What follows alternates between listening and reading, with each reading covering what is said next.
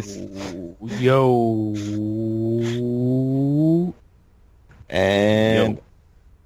And I also have the Twitter's Alan Muir. Yeah, from the description he gave us, she's a Flash fan. She likes something else that Connor likes, and she has legit vampire fangs. So imagining the I forgot, I'm blanking on her name, but she wasn't with Dorita long. It was the vampire girl from ECW. Yeah, that forgettable girl, Ariel. Oh god, she was hot.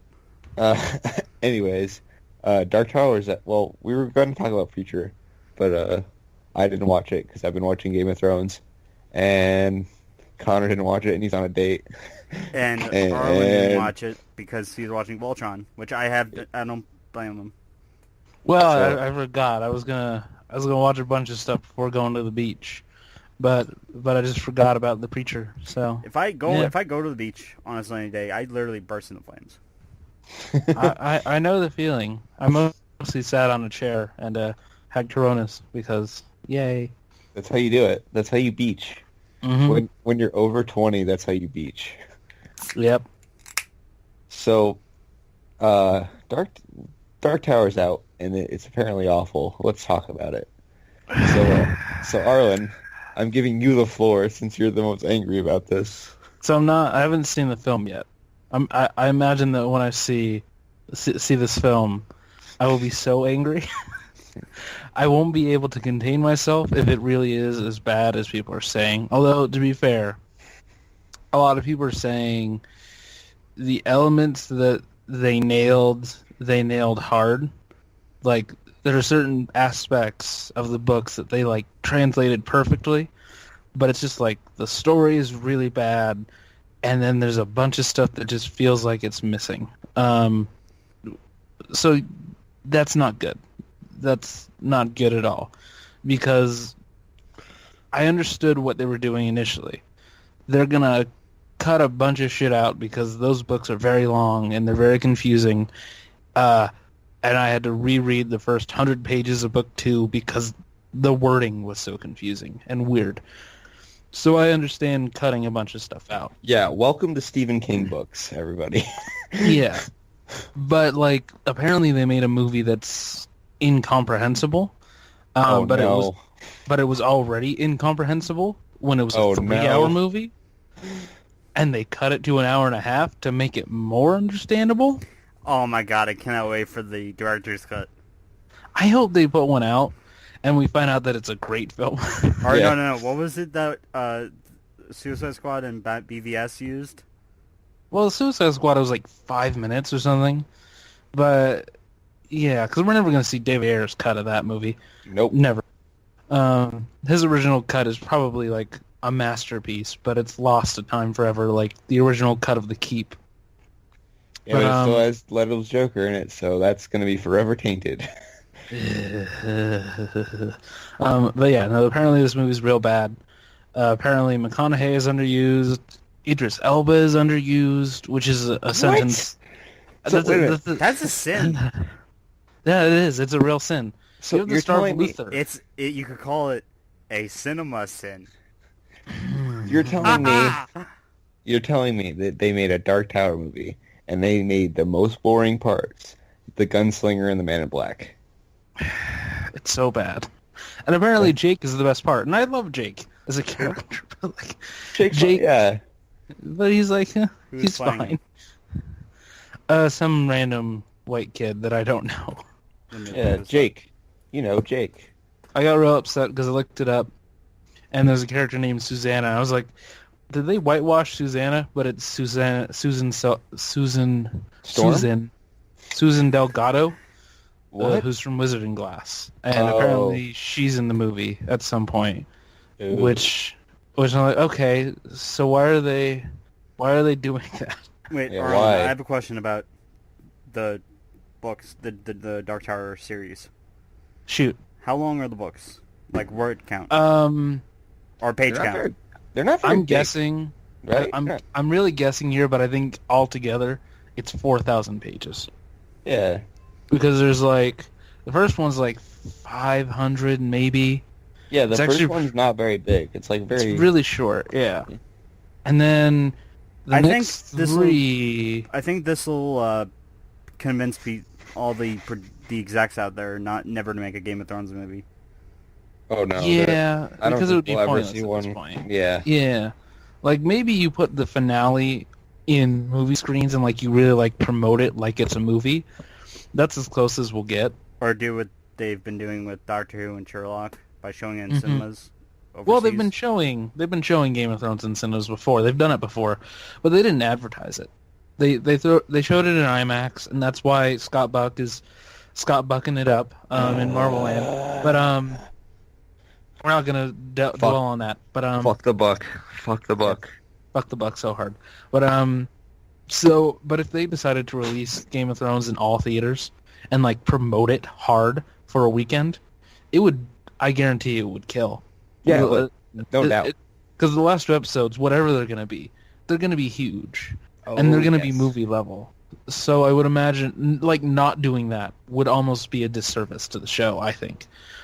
Okay, I'm looking at the poster. Even that looks bad. For Dark Tower? Yeah, theatrical release poster. It's just... Well, is it the one with the buildings upside down? It's the Or which one one is where it? there's a lines, like, where it's two... Man in Black and Gunslinger are on two sides. Oh, that one's really bad. Like, Yeah, the movie it looks says- like a very cheesy 90s movie. Yeah, the screenplay was by Akiva Goldsman, Jeff Pigner, Anders Thomas Jensen, and Nicolas Jarcel, Mm-hmm. who only made... He's done a lot of German stuff, or Yeah. he A also lot of European. a lot of Romanian shoots. Why A lot does the Man in Black looks legit awful? Like that design is so bad.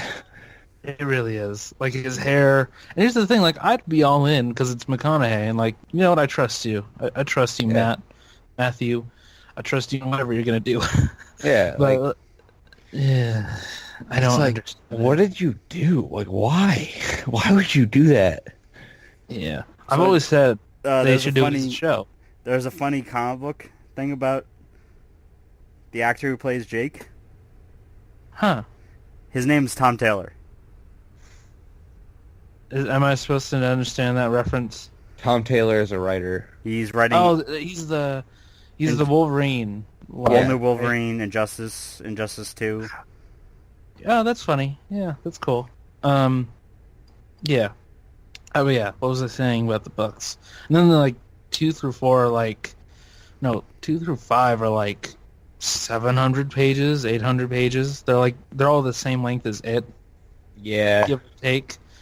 And then Song of Susanna is, like, 200 pages, because it's, like, a side story. And then 7 is, like, 1,000 pages. Jesus Christ. So it's a very long series, and I've always said that it should be a TV show. I always have. I've always thought that you should just do it as a TV show. Start canonically from the short story where it's Roland fighting vampires, because that's just canonically where it starts for him. Or go to Wizard and Glass, which is actually canonically his first story from his perspective, because that's a prequel and it's young Roland. But I've always thought that the way you do that one is you tell it at the same time as you tell 5, because the settings are so similar. And then, like, the words, this looks just like that one city that we told you about for a whole book, are spoken. So it's like, you should, like, have them flash back and just use the same sets. Just make them look older. So it could just be the same city, but time has passed. And the names changed, perhaps, but they get really weird, and there's so much lore in Dark Tower books that it becomes confusing. Like, there's an entire city where it's gotten so apocalyptic and so bad that everybody just dresses like pirates. Like, What? They just dress like pirates. That's Like, amazing. That's their thing. That's the look that they decided for themselves. They're like, we're gonna dress like pirates in this city, and we're gonna talk like pirates. Why not? Matey. Everything's fucked. So, and there's a train that tries to kill people. Like, What? yeah, is it like Is that the Christine reference or something? I Like, think so. Well, there's like a train that takes you out of what's the town called? I can't remember the name of the town. But Okay, it's this so living train. I've got the Rotten Tomatoes score and the Metacritic score. They're both very low. Rotten Tomatoes 19%. Which, for those who are unaware, Stephen King has this thing about the number 19. And that did actually, like, I smiled a little bit when I saw that it was 19. Because if you read the introduction to any Dark Tower book that was released after, like, 2004, I want to say, he has this, like, little introduction called The Power of 19, which he explains how the number 19 has followed him all his life. And how it's everywhere. And everywhere he looks, 19 just shows up. It's just like his number. It's his version of the number 23. And so that made me very happy for like a second. And then I realized, oh, that says 19%. That's very bad. Actually, I'm looking at the audience score, though, and it's like 63%. Yeah, So the people seeing this the people kind of like it. people who were polled by CinemaScore gave it a B on an A plus to F scale. That's not bad. So, I don't know.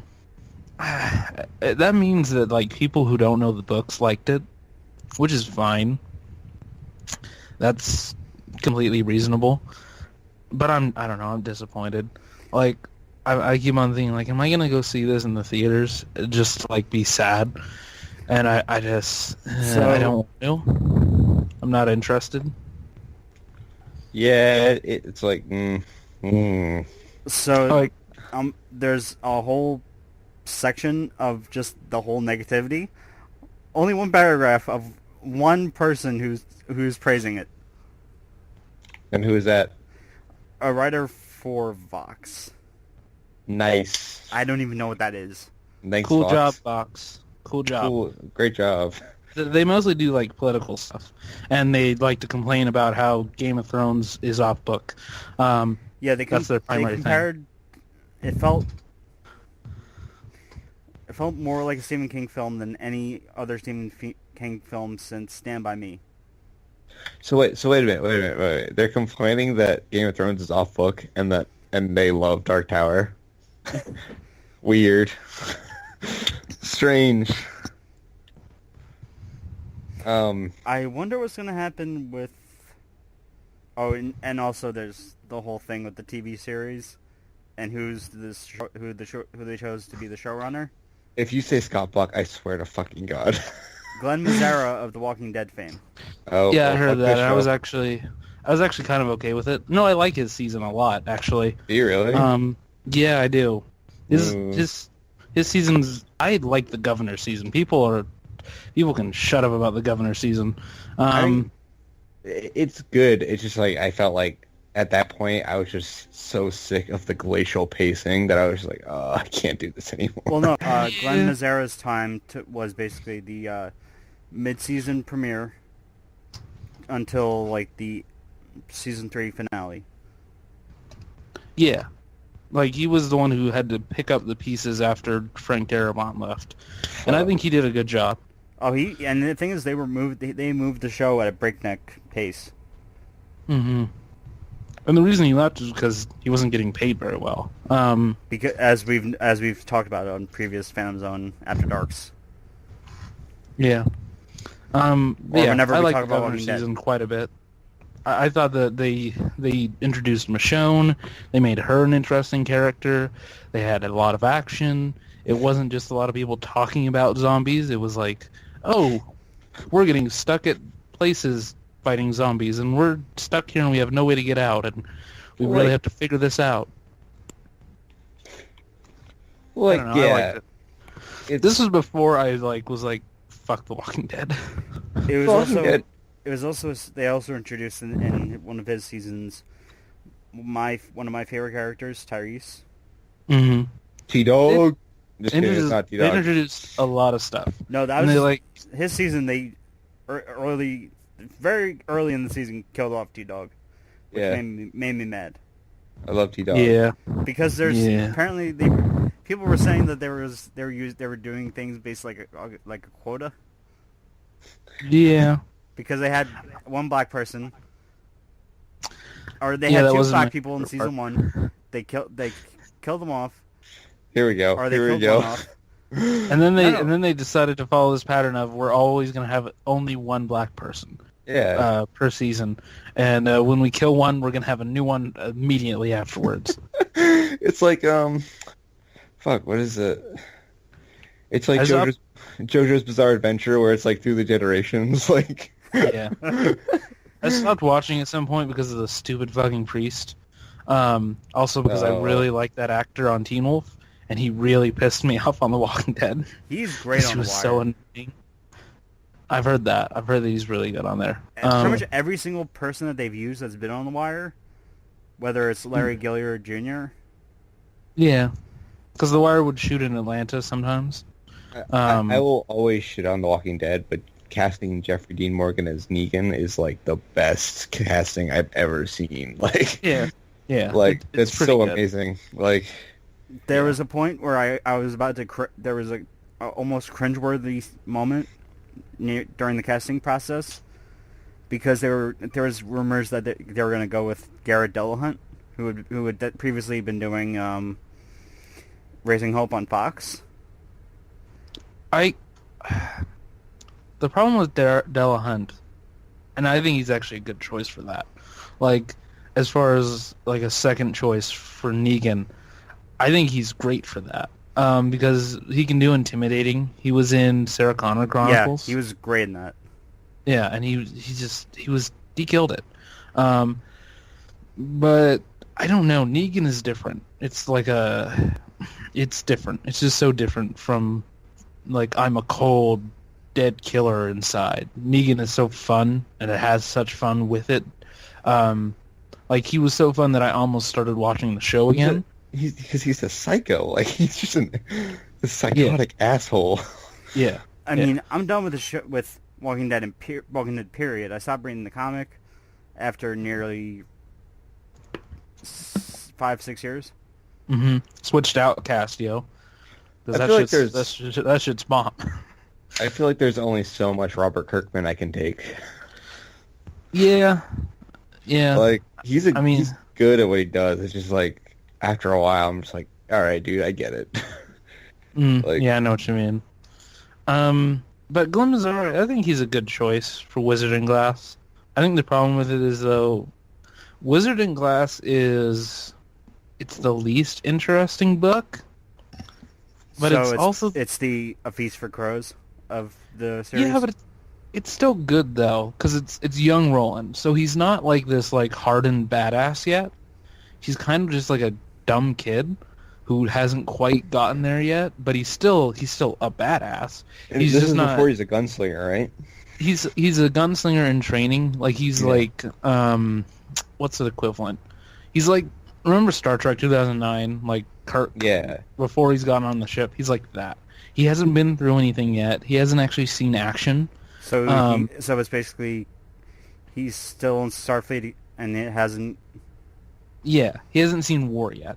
Like he hasn't fought other killers yet. He hasn't really.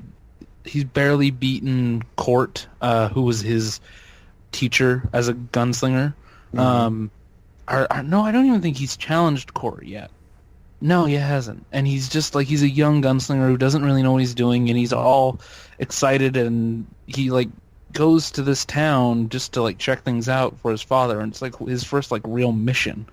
And that's what the book is about. And it's the mission that turns him into this cold, hard, dead man that you see in the other books. Like it's the reason he becomes that way. It's the I'm not gonna say what it's that moment from Watchmen with Rorschach with the little girl. Kind of, and it is.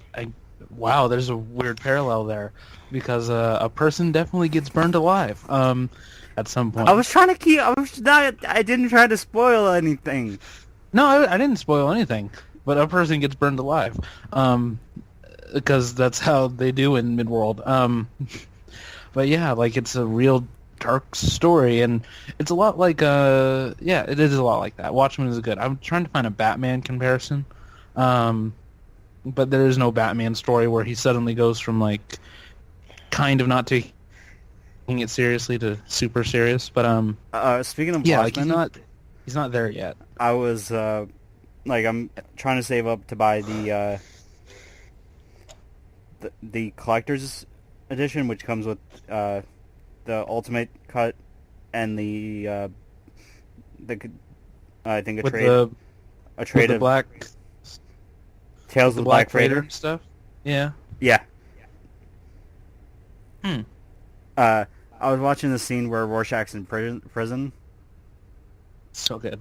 Yeah, what happened when the guy sticks his hand inside? Rorschach breaks his fingers, and he ties his hands or his arms up. Oh wow, there's another connection here. So Jackie Earle Haley is in Dark Tower. Yeah. Is he really? And he's, I believe, his Sarah. design, he's playing the pirate character I was talking about earlier. What? Like he's playing one of those pirate people. So they're really doing like a remix of things. Like he's a pirate character who doesn't show up into the third book when they're in this like apocalyptic version of Atlanta. But why though? Because it's so weird. You know what this is sounding a lot like? What? The original X-Men trilogy, where they were just picking and choosing what they wanted from the books. Kind of. Well, because it's supposed to be a sequel to the books, kind of. Like, it's like if you made... So it's like if you went through all of Game of Thrones, right? And at the end of Game of Thrones, let's assume that the end of it is the Night King wins. Let's assume that that's what the end of Game of Thrones is. And someone decided to travel back in time, and that's where you pick up the story from there. So that character knows everything that happened, and knows what went wrong. Most likely how it's going to be, in this case, it's Bran. Right, it would be a lot like that. Well, it would be more like if Jon traveled back in time and just told everybody what was going to happen and changed events. So things went out of order. He went up north and fought the Night King out of order, and he saw the Night King out of order. He did all the things out of order. Everything happened out of order. The war in the north happens out of order. Just all these different elements. He goes to Daenerys while she hasn't even had the dragons hatch yet, and he tells her, hatch the dragons, and suddenly she has dragons.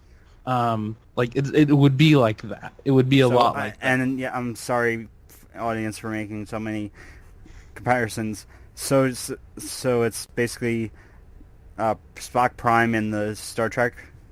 Yes, it is. It's very trilogy. Similar. Apparently that's what they did with this movie. Again, I understood why they did that, but apparently they didn't follow through on it successfully. Yeah. But yeah, Glenn Mazar doing the fourth book is fine. I think the fourth book is actually the one that I think if you were going to start somewhere, that actually was the best place to start from, because it's the least weird. It's the least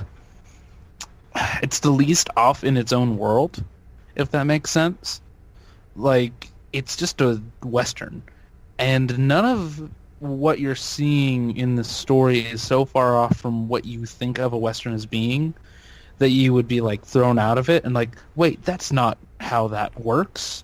Guns are still just guns, and bombs act like bombs, and there is no hinting of, oh, this is an alternate universe where a nuclear war happened, and afterwards there were these paladins who came out of nowhere and who held the guns and used it to protect the Dark Tower or whatever. There's none of this weird details where, there was a super advanced society that had robots at some point.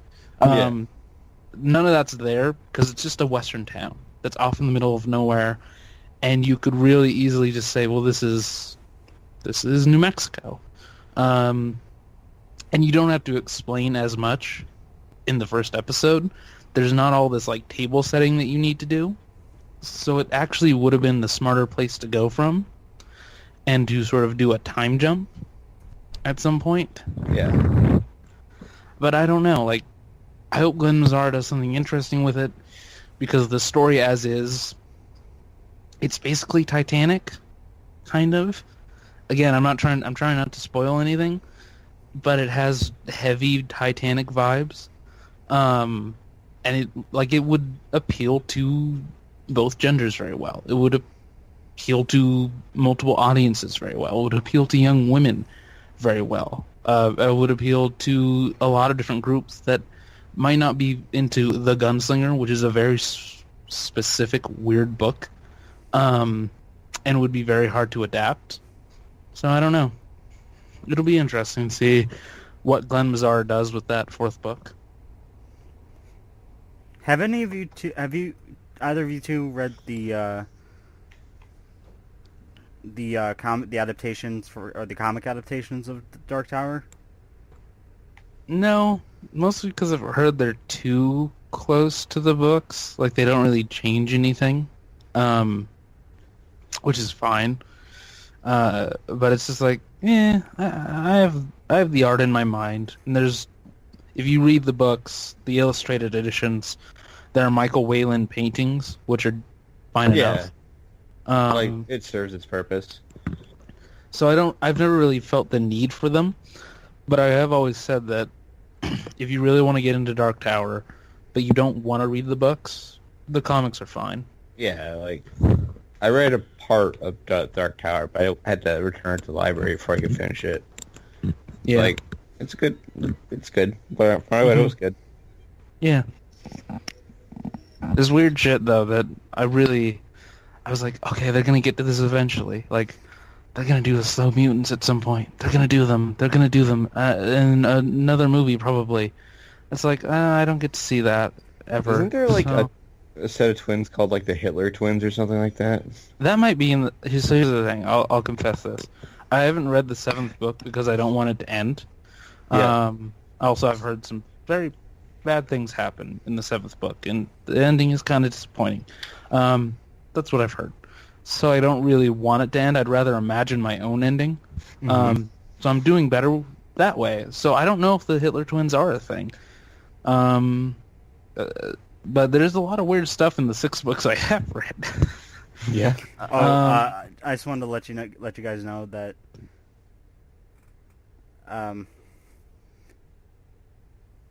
this is for both you guys and the audience. Next week when we talk about Preacher, we're gonna be talking about Hitler again because some funny stuff does happen. Mm-hmm. Yeah. It's just a scene I remembered actually watching. Yeah. Yeah, it's like... Yeah, it's like, Dark Tower, the movie, is like... You weren't going to get... I hate to say this, but you weren't going to get the giant epic you wanted. No, I've always known that they were unadaptable, but yes. I was like, maybe somebody figured out a way. Someone cracked the code.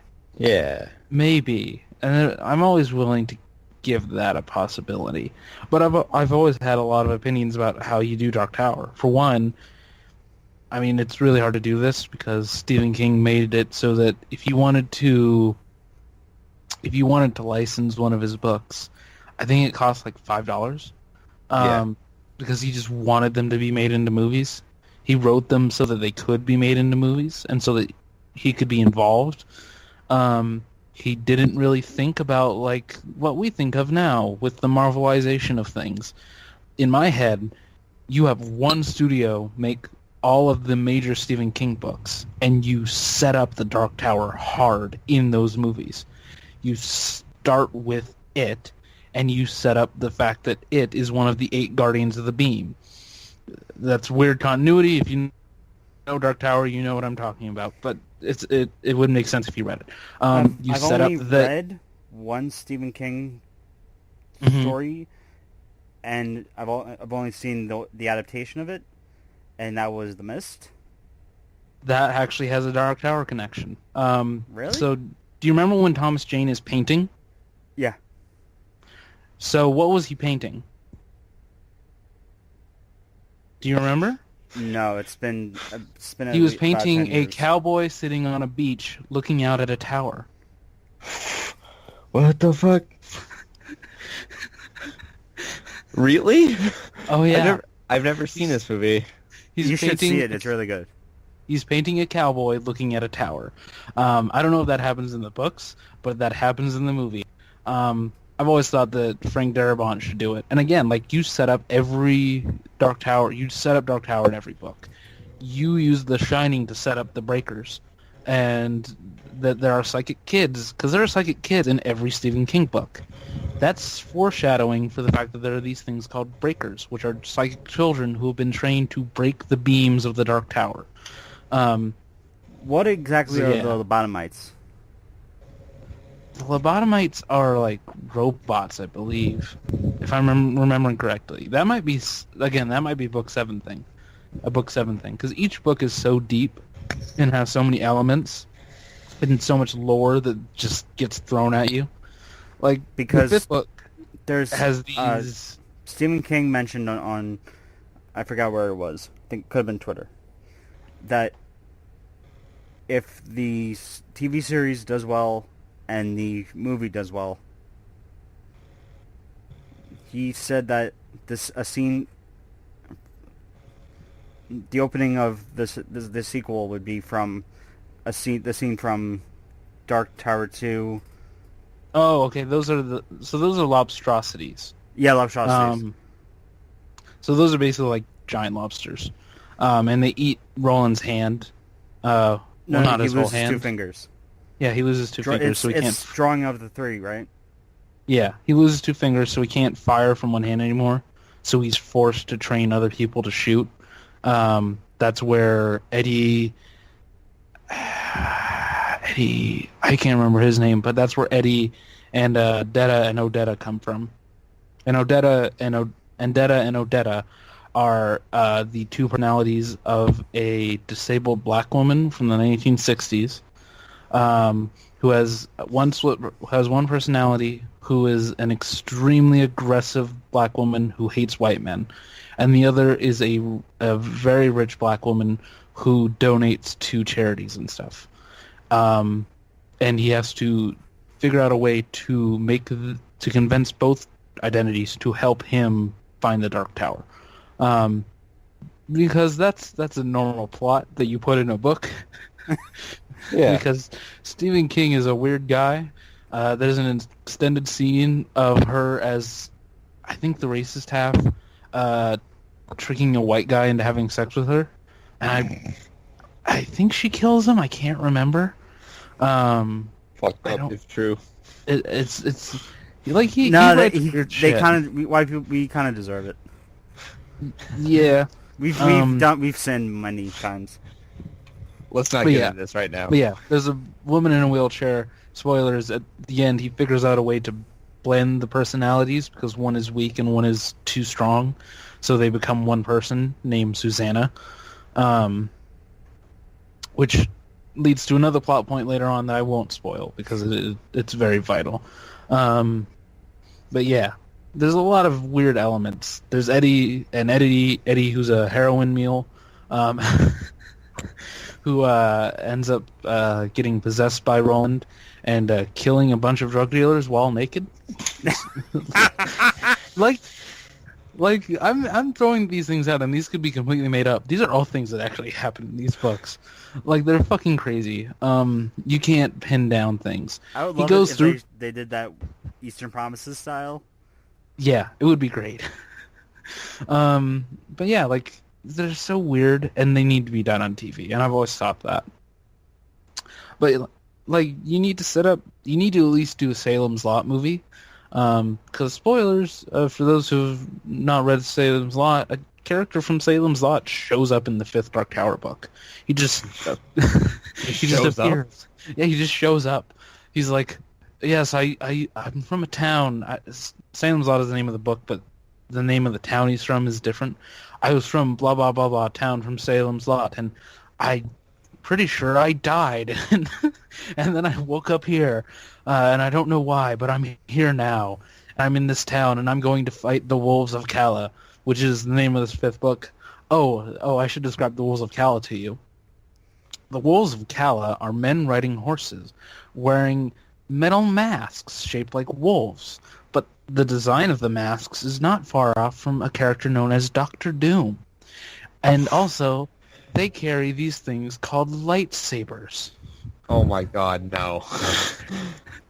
Oh no. Hunter, I think this is gonna be exactly what the lore episode, the Dark Souls lore episode of Video Game Hour is gonna be with Connor. Oh no. It is very similar. Like, they're just so weird, and they again, more spoilers. They kill these wolves with plates. It's so great. Plates kill made of them- silver, right? No, just plates. Oh. They kill them with plates. When you read it, it's actually kind of cool. But just me saying they kill them with plates, it's like, wait, what do you mean they kill them with plates? Did they like stab them with plates? No, it's much cooler than that. I had the Benny Hill music in my head. Yeah. Of them just Also, in a there's circle, just chasing each other. Also, there's a robot there randomly. There's just a random robot. He's like a Robbie the robot. He's just there randomly. These books are insane. Yeah, they're pretty crazy. Yeah, they go weird places. Did you see that they recreated the Dixie Pig, like, in real life? Yeah. Like, Wait, that's crazy. what? All for this movie. Mm-hmm. They replicated a lot of stuff. It's so weird that they put a lot of effort into it. Like, there's a Pennywise, not cameo, but there's a Pennywise hint in the movie. So it's clear that they knew what they were doing. They knew the lore that they were dealing with. I really don't want to pay money to see this movie, but I really want to see it because I just want to see how bad it is. Yeah, and like they really sold me with that trailer. Like, the fucking Overlook Hotel is in a picture on a guy's desk, and it's like,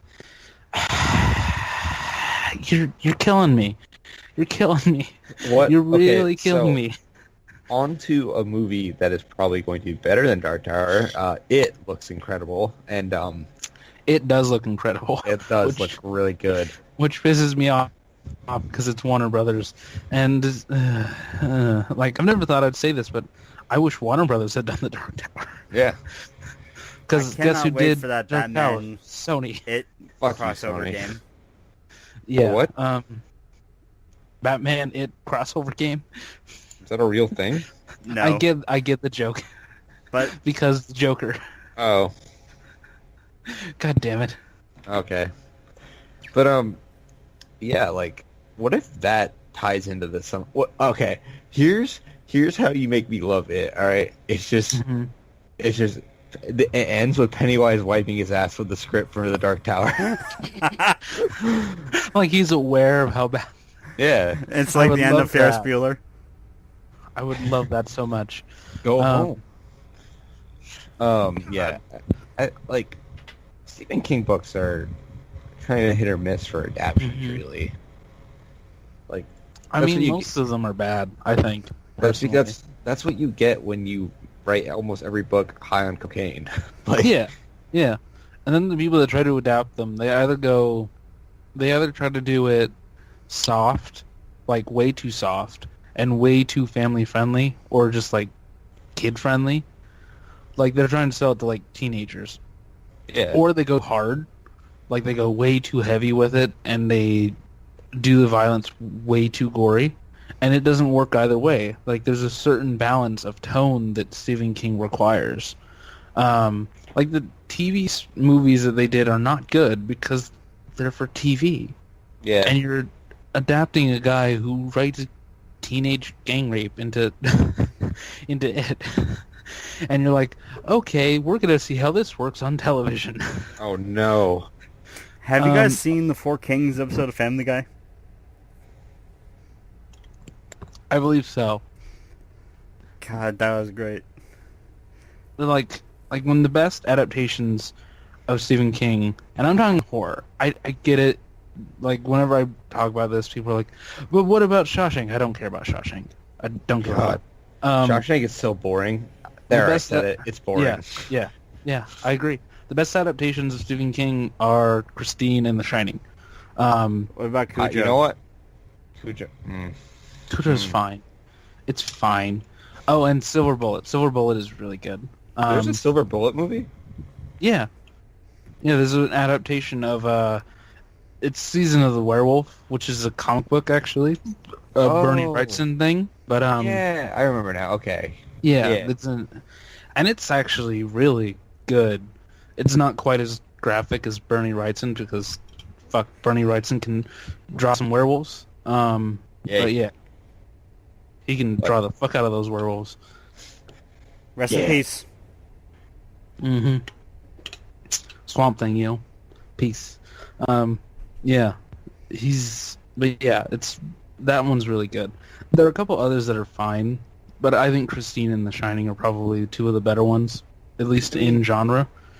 Carrie's okay. Like, I don't think it's amazing or anything. Like, I think it's a okay movie. Like, I think it's good. Like, if you're like super into De Palma and like weird film nerd history, Carrie is good, but like he made another movie like a year later.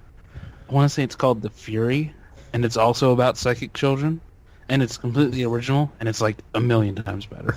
Like, it's so much better, and it's the same basic concept. And I get the feeling it's because he wanted to make a movie about telekinesis, but he wanted to make the movie he wanted to make. And it's like 2 years before Scanners came out. yeah. So it's real weird, and it's all the body horror stuff. So watch that. Watch Fury from Brian De Palma.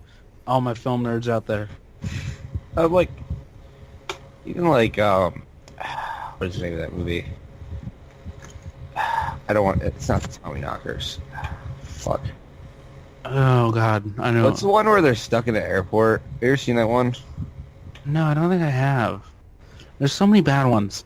There are. Oh, and the TV movies are bad. They're so bad. Like Rose Red is terrible. It's not good on any level. On a TV level, on an art level, like it's really, really bad. And it's Emily Deschanel like chewing on the scenery, just so hard. Wasn't there like a Shining one where it was like Stephen King was like, "This is the true Shining." That's one where they experience. let Stephen King it up. Like, They were just like, "Go ahead, just go nuts." Yeah, and also Maximum Overdrive, which is just I don't. That's almost a I don't. masterpiece. Yeah, it is. Most accurate Green Goblin on screen. Oh my God. Do you think he knew? Do you think he knew they were making that movie? I think so. But it's very weird that there's a semi-truck in that movie with a Green Goblin head on the front. It just makes no sense. I think that's in the original short story. No, it isn't. It's just a weird detail. And it's like, how did you not get sued for that? Yeah, what the fuck, Steve King? Because you see it and you're like, that's the Green Goblin. Yeah, that's just Green Goblin. Like, there's no debating that. That's the Green Goblin. And you put it in your movie. I like to think that he is friends with Stan Lee, but I mean, it's possible. They created two cinematic, well, one's a multiverse, but still cinematic worlds that are interconnected and stuff. So maybe. I mean, like, I think if they do make more Stephen King movies, and I think after it, like the bets are off. Like they're gonna make more. Like, oh yeah, yeah. But like the Stand movie that's been Development Hell. Yeah, that'll get made. Like, how do you make the stand? Like, I don't understand. Like, as this is from someone who's read the Stand. Like, for one, you change the ending. Yeah, definitely. You don't have God come in at the end and blow up everything with a nuclear bomb. That's not how you end the Stand movie. Definitely. Yeah, it's just like it is. Also, there's like a lot of problematic things in the Stand. Yeah. That they can't do nowadays. MOOON. Yep. You can't really do that. Speaking of The Mist, has the show debuted yet? I think it did. I'm not sure. It was on Spike, so I really don't know. Yeah. Why is it on Spike? Because Spike is trying to get in on the game. They're not going to do it. I know. Yeah. Rest in peace, Deadliest Warrior. Which was the nerdiest, like, Dungeons and Dragons show on planet Earth, but nobody watched it. They got 2 video games out of that property, my friend. I know. And they sold like ass. Yeah. Such a weird show. It had such weird reenactments. Yeah. And what was the other one? 100 Ways to Die? 100 Ways to Die is still funny. Yeah, it's a good show. It's still funny to watch. Oh, especially if you had the Benny Hill music over it. Fun fact about The Stand. There are characters from New Hampshire in it, which I am from. So. Oh, wow, in a Stephen King book? I'm so surprised. Yeah, I know, right? Crazy. No, I think with The Stand, well, one, you start by adapting the short story Captain Trips, and you do 2 movies. Because Captain Trips is about the same outbreak before it's gone wide. Yep. And you break it up into 2 movies, and that's one way to do it, because that book is so long that it can make 2 movies. And, yeah, it's a hell of a read. And I know exactly where you end it. Yep. No spoilers, but I know exactly where. It's after the death of a major character. That's where you end it, and it just propulses you into the next book or into the next movie. But yeah, like if you're gonna do The Stand, you do it in 2 movies. So I hope Matthew McConaughey being the Dark Tower doesn't mean that he's out for casting. So I still think he's a perfect cast for that. Well, personally. Him and Elba are still supposed to be in the TV series. No, no, they won't. No, they won't. Elba would only be in it for like a little bit, and there's there's no fucking way. If they have him under contract, maybe. I don't know. It really depends on if they want him to come back. But Matthew McConaughey showing up could be it, but he's only in... I don't even think he's in Wizard and Glass. And if he is, it's for like a scene. And it's when he's still like... He's like Littlefinger, but like when he's still friends with Cersei before he's turned on her. Yeah, that's his position. Like he's still like on the good side, and nobody knows he's an evil wizard trying to destroy the universe. Nobody knows he's working for the Crimson King yet. So that's a thing, I guess. But I wouldn't be surprised if that show loses them as casting, and that they use that show as like a reboot. Because that's what I would do. I would I would immediately turn everything around. Like use it as a restart point, and again, just go soft reboot or hard reboot. No, like soft reboot. Like Roland can still be black. There's no reason. No, there's no reason to change that part. But give him a hat. Yeah. Oh yeah, that was the other thing. When that Stephen King talked about, he said that he would. Roland would have a hat, and he would lose 2 fingers. Yeah. Yeah, I don't know how you put that in the show, unless they're doing Drawing of the 3 and Wizard and Glass at the same time, which would be really confusing. Yeah, I think they start over from scratch, and they use Wizard and Glass as a starting point. And they somehow tie in the adult Roland into that story in some way, I guess. Yeah. Maybe they use... Because there's a wraparound in the book of you, like, flashing back to Roland after he's gathered his team, and he's, like, telling the story of Wizard and Glass around a campfire. So maybe that's how you introduce your new TV Roland, and your TV Eddie, and your TV Susanna. Maybe that's how you do it, I guess. But that would be really confusing for the audience if you then go to Gunslinger and you don't see those 2 or 3 characters that you've introduced in the show again. That'd be really confusing. But I don't know. Because, again, like, they clearly set up Wizard and Glass in the new movie. They set up Susan Delgado, and that really confused me, so maybe that ties directly into the show, but, again, like, I would recast that character, even. I would recast everybody. Maybe you keep, Allstate guy, because why not? Keep him as Roland's dad. Yeah. I don't know. This has become Dark Tower cast, but it's more of a Stephen King's cast, honestly. yeah, yeah. I mean, let's go over some other ones. Like, don't touch The Shining because you can't The Shining is do anything better. Yeah, Stanley Kubrick came in and like, yeah, fucked everything up for everyone else because like no one's ever gonna. Yeah, there's no beating that. So don't touch that one. Or the Mist. Someone should do Salem's Lot. I think Salem's Lot would be really interesting.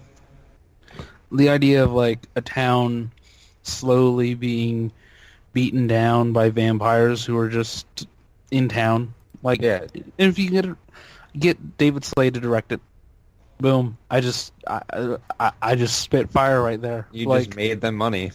Yeah, money they refuse to do.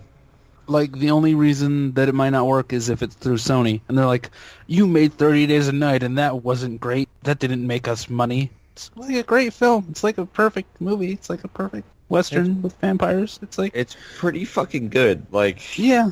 It's like one of your best movies. It's definitely better than another movie based off a comic book released in the same year. Hint, hint. Spider-Man 3. God. Like... fucking I think they could redo Christine, honestly. Yeah, they could. The only reason I really like that movie is it's Carpenter, and it feels like a Carpenter movie. Yeah, it does feel like a John Carpenter movie. Yeah. Yeah, and it's so quintessential Carpenter that I really enjoy it on that level. But someone doing Christine and just adapting the book as best that they could, and putting their own spin on it would be interesting. I do think you could update that one more than most other stories. I don't think it needs to be a 50s car. I think it could be a brand new car.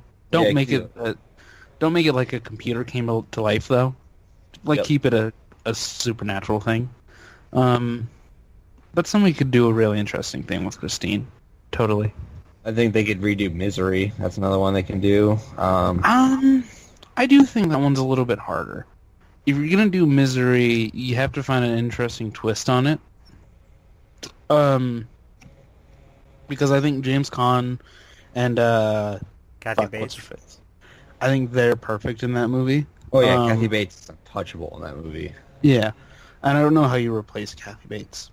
I really don't. Like, I think that is another one. I don't know why I left it out earlier, but that's like top 3 Stephen King adaptation. It's so good. And if you left out the fact that it was even based off anything Stephen King, it would still be good. So, and it's also real compared to a lot of his other stuff. Like, he doesn't really do real. No, like, he doesn't. He does real with a twist. It's a person, but then at the end he's an alien, or something like that. He doesn't do just, this is a woman who's obsessed. Like that book, Mr. Mercedes, is like the craziest twist ending I've ever seen. Or like, I don't know if it's that book or the next one, or like it's revealed that he has like telepathic powers. Yeah, because of the Dark Tower. Because at some point, like in the early 2000s, mid 2000s, he just like decided to tie everything into the Dark Tower. He spectered it. Yep. So he just like, oh, well, this is connected to the Dark Tower now, and I'm going to add an extra chapter to this book, and this is now connected to the Dark Tower. I'm going to have soldiers of the Crimson King show up in Hearts of Atlantis. They have no reason to be there, but they're in Hearts of Atlantis. So yeah, all kinds of weird stuff happened. There's other ones that could be adapted, I think. They already are doing it, but keep on doing it, because they're planning on doing a sequel where they focus on the kids as adults, and I really want that to happen. Oh yeah. It would be like the second half of the miniseries then, right? Yeah, it would be about them as adults adapting to things and like going back and having to remember what happened. And I would really like to see that. I hope that they do that regardless of how successful the new movie is, or if it's only like moderately successful, but everyone loves it. Yeah. Like, still do a sequel to it, please, because I think it's such an interesting story that to not complete it would be kind of stupid. Yeah. I think. There's other Dark Tower. There's other Stephen King stuff. I do think maybe do the Mystic Kid, because I'm dubious as to whether or not that show is any good. There's a... Yeah, I don't know. The movie with Thomas Jane came out, and like apparently that's good, but like, can you do another trapped in one place movie? Like, yeah, I know what you mean. I don't. Another thing I don't think they could do again is Pet Sematary. Like, I don't know. Like, Well, Was Eddie Furlong in that? no, but a little boy named Gage is in that. So that's a thing. Yeah, that's a thing. that movie is horrifying. I think there are enough people who think that movie is cheesy now that you could do it. Horrifying though. I know. I am excited for. I think Netflix did an adaptation of The Black House, I want to say, and they haven't released it yet. And it's the same director as Hush, and I'm just like, I'm all in on that. And that one's actually got a Dark Tower connection. So there's so many Dark Tower connections. So many. The Castle Rock TV show looks good, and I'm glad that it looks like they're covering a bunch of shit. So that'll be interesting. Yeah. There's one thing that possible new, or if they ever remake The Mist, there's one thing it won't have. The Shermanator.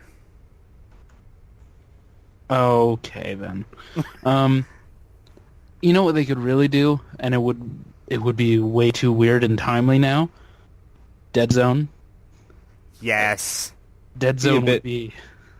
It would be too on the nose now, but jeez, like, it's about a guy who has visions and he thinks the president's gonna blow up the world, and I mean, come on, guys, it would kind of be perfect, especially now.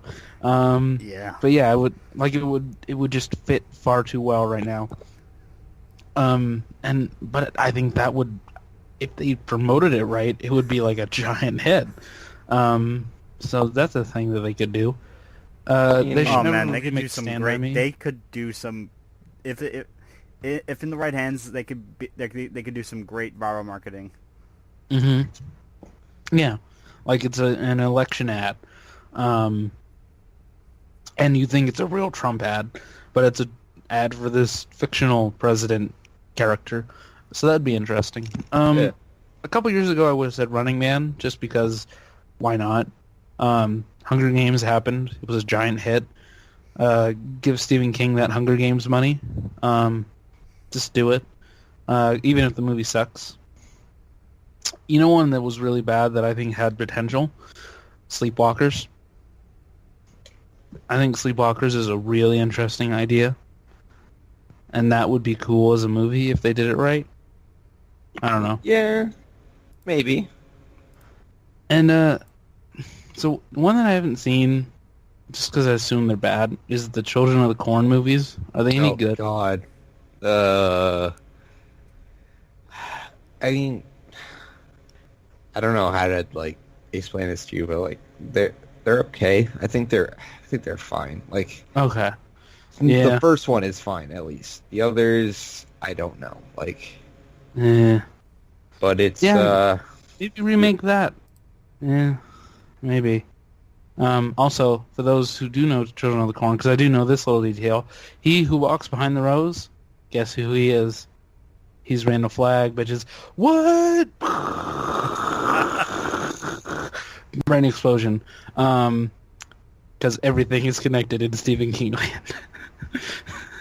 He connected all of it. Yeah. Okay. If they're bad, I say remake them. There's a lot of more recent ones. I say remake Lawnmower Man, but remake the film just to make Connor happy. Oh no! Please don't. I know. Please don't do this. Yeah, there's a lot of them. There's a lot that they could remake. They could remake 1408 just because that movie looked terrible. What they did? Okay, I didn't know they did Quitters Inc. as a movie, as a full movie. A full movie? They did a full movie of Quitters Inc. I don't know how you do that. Oh, it's like an Indian movie, and it's called No Smoking. Okay, I want to see this. Wait, this sounds familiar. What is it? Indian neo-noir, No Smoking, 2007. Okay. Does that have like Josh Brolin in it or something? No, it's like it's from India, so I don't know. What? It's from India. It's an Indian movie. That's fucking so weird. That is really weird. It's weird. India decided to make their own adaptation. That is very strange. Wow. Okay, no, Gerald's Game is the one that's getting made by Netflix. Yeah. And that one's going to be an original. And that sounds cool. Carla Gugino and Bruce Greenwood are in it. So you got me. You got my Netflix money that you already have. My weird Netflix money that's already been given to you. Yeah, that'll be interesting. It's so weird that India made a no smoking movie, or Quitters Inc. Also, if you've never seen the excellent, I say excellent, the great film Cat's Eye, you should, because that's a movie about a cat that fights a little gnome man, and it's real good. I remember. Whoa, wait a minute. Whoa. Have you never seen Cat's Eye? No, I vaguely remember learning about this movie, this thing as a kid. So Cat's Eye is basically it's two Stephen King short stories. No, three. One is Quitters Inc. One is called The Ledge, and the other is general, and I don't remember what that one's about. But the fourth is this story about this cat who's been like the wraparound throughout the rest of the movie. You've just been following this weird cat that's just randomly like showing up at these moments during Quitters Inc. and during The Ledge and during General. And it's like the cat is somehow in the room when The Ledge is happening, and the cat is walking by a car while Quitters Inc. is happening. So then the cat gets to this house where this girl is being attacked at night by a little troll man thing who's like sucking her soul out. And the cat spends the rest of that segment fighting this little troll, like going to war with this troll. It's a movie about a cat fighting a troll, and it's so amazing. Okay, It's so good. What I heard about this movie as a child was that at night this cat fights trolls that come out of the wall, and I don't know how I got that. What? Yeah. Yeah, you basically nailed it. Oh, and the girl, Drew Barrymore. So What the fuck? Oh yeah, I mean, it looks like her. Now that I'm looking at photos. Also, that troll is terrifying. Yeah. But you have James Woods in The Ledge, and he's really good. I think he's in The Ledge. I want to say he's in The Ledge. I can't actually remember if he's in Quitters Inc. or The Ledge, which is really bothering me. This is a Dino De Laurentiis joint. This explains so much. Okay, I got two for you. What about Under the Dome? I guess you could do Under the Dome. I think, for me, what killed Under the Dome, the TV show, is that The Simpsons did that concept. Yeah, in the movie. And they did it really good. They did a pretty damn good job with it. So, yeah. Wait, what about 11/22/63? I haven't seen that yet. But, I don't know. Maybe it's good. I can't take James Franco seriously anymore. I mean... Holy shit, I'm just learning about something.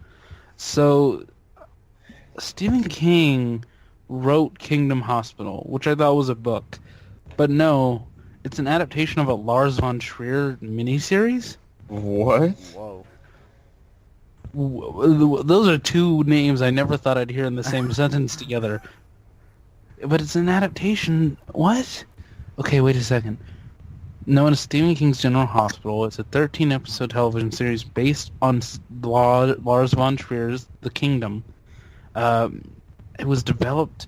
Holy shit, Stephen King adapted a Lars von Trier TV show. I need to see this. I need to see this now. Even if it's bad. God damn it, those are two names that should never have come together, ever. Period. God. It's so weird. 11/22/63 was good, though, apparently. That's what I heard, so... I don't know. So did either of you ever watch Haven? Oh man, I loved Haven. Haven? No. It was I on, watched- it was on Sci-Fi. I watched a season of it. I kind of stopped because I was like, this is like Fringe, but not as good. Like What is it's Haven? Is that like the show with Edge on it? Yeah. Yeah, he Oh. was on it. But it's based off the Colorado Kid, which is like Stephen King's take on Justified, kind of. Oh, okay. Yep, but with Stephen King stuff. But it's like a girl who's like a cop who goes to New Haven, I believe. New Haven, Massachusetts, I want to say. Alan, you'd know better than me, but and she basically like finds this town with like supernatural goings on and stuff, and becomes the cop there. That sounds and- like X-Files. It's very X-Filesy. Yeah, it's got Um, it. Hunter, it's got what's her name from Uncharted? The It does. It has Emily. Emily Rose. Yeah, she plays Elena. Oh, okay. Yeah. So if It's also got And it's also I got Eric watched Balfour. I watched the first season because I was like, she's really good in Uncharted, so I want to see other things that she's in. But the show was just not up to snuff for me. It got but better if over it- time. I believe it. I know that they did like a Amnesia storyline at some point. I was like, fuck this shit. I'm at the point where I don't give a fuck about Amnesia storylines. Yeah. But seriously, they should do the Dead Zone. That's the one that I keep coming back to, and I'm like, they should do the Dead Zone, definitely. The cool thing about Haven is that they did a whole bunch of references to other Stephen King stuff. Yeah, I believe it. Did it Kind of really? like Castle Rock. Yeah. It's okay, guys. India keeps on killing it. Why? What are they doing now? So they did in the late '90s. They did a show called Wa, and Wa is the Indian way of saying it. So there's out there a Hindi language Indian television horror thriller series based on it, and it is 52 episodes, but one season. They stretched out it to 52 episodes, and I can't see a length on here.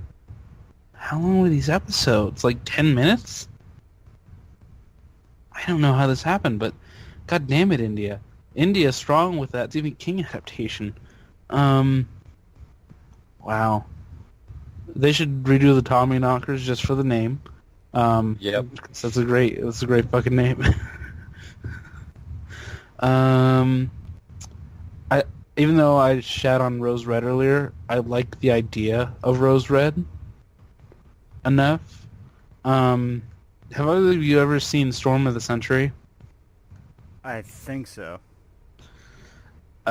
Storm of the Century is a really cool idea. It's about this this is like my 4-year-old memory of it.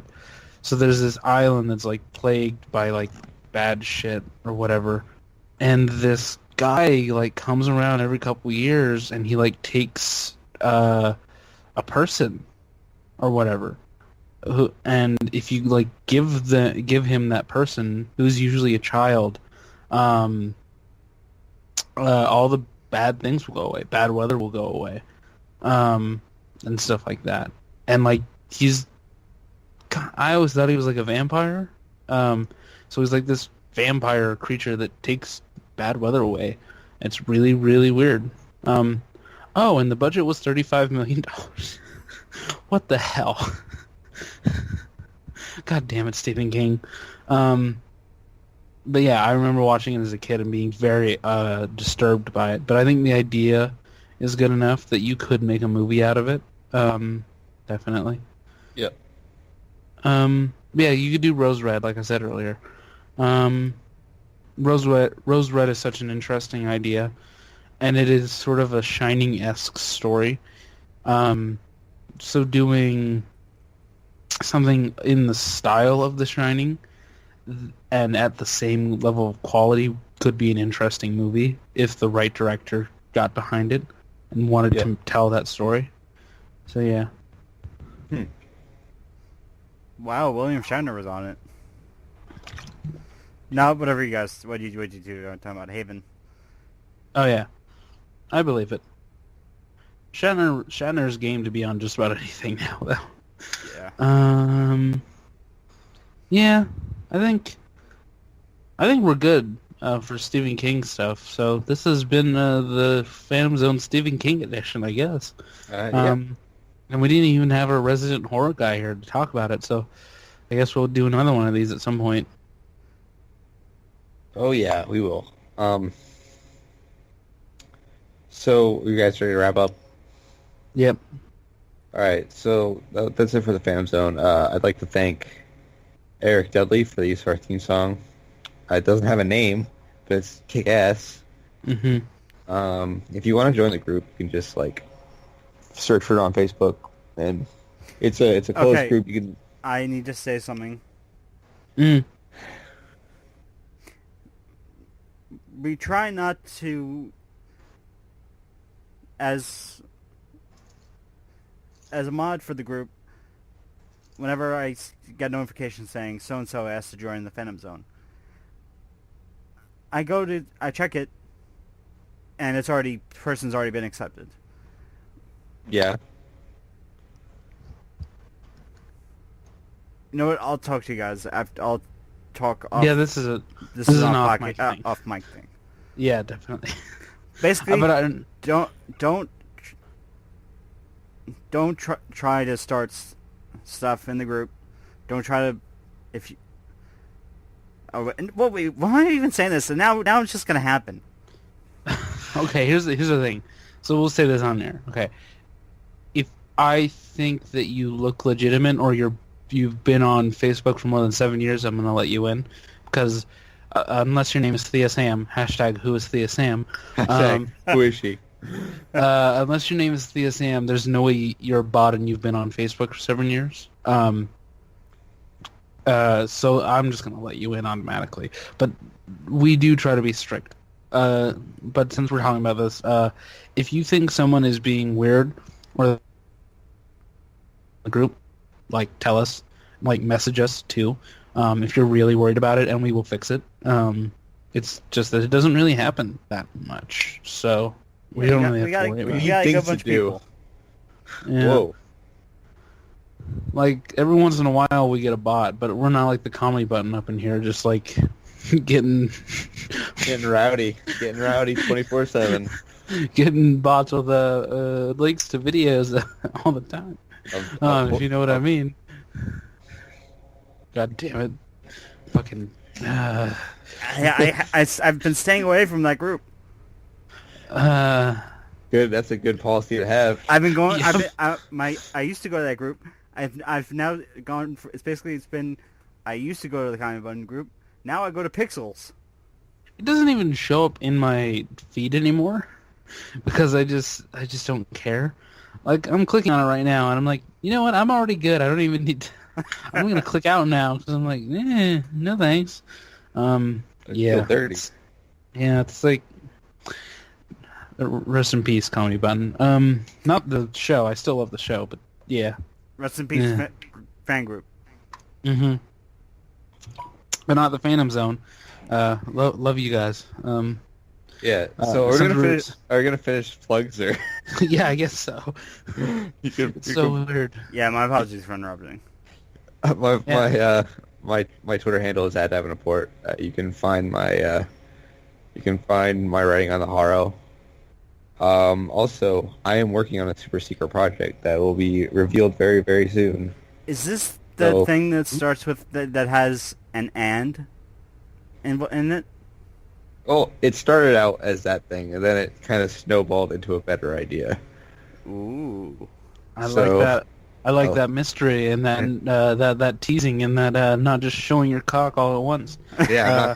I'm not going to play all my cards out at once. Right, not announcing the Shadow Zone before an episode has even been recorded. Yeah. I love you, Connor. I love you so much. We all love Connor. But seriously, dude, really, seriously. Watch. Yeah, September 10th is gonna come, and I'm gonna send him got him $200 worth of trade paperbacks, just because.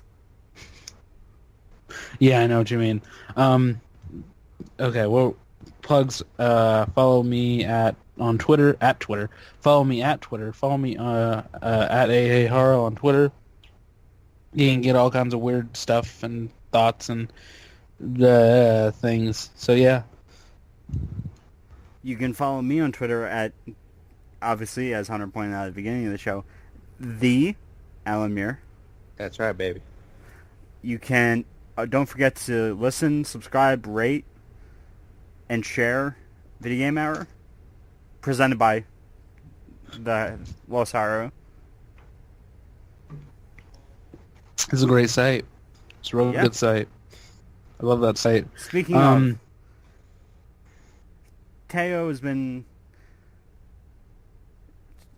trying to get myself and Hunter's attention when the way we pronounce, we either pronounce it Haro, Harrow. I don't care. It's a name. Just say it however you want to say it. We'll figure something out when we have to do advertisements. Also, phantomzone.wordpress.com. I don't know if either of you said that one, but go there. That actually has a link to the Facebook group. So that's nice. It has a link to all the different ways to get to the show. My main focus right now is the YouTube channel. Please subscribe, even if you don't even plan on listening. When we get to 100 subscribers, we unlock an official YouTube account certification, so we can have custom URLs and stuff. So that'd be nice. So please get us to 100 subscribers. Please. And maybe there will be YouTube exclusive content one day if you're so inclined to subscribe.